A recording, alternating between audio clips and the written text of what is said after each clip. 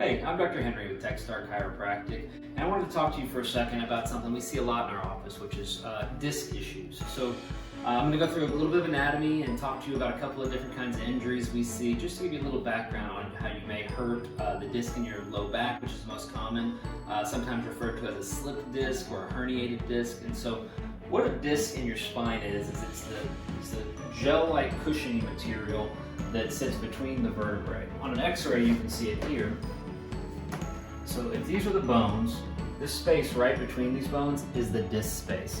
Now those discs, what they do is they serve as shock absorbers for you. So when you take a step, every time you step down, that disc absorbs the pressure from above in the spine.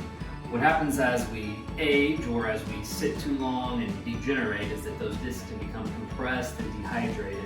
And when they get unhealthy and worn down, they tend to tear or rupture.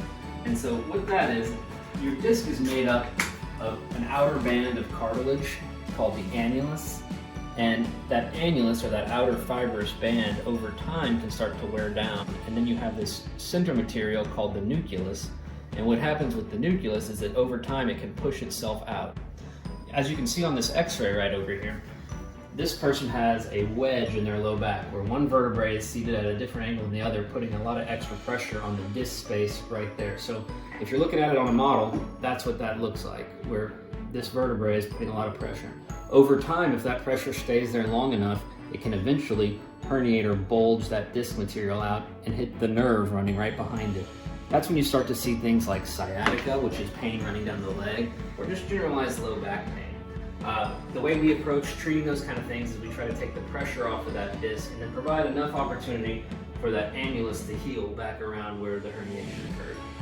We'll go into more detail on that on a future video, but I want to just kind of give you a little background on disc herniations, how they occur, and what we can do to fix them. Thanks.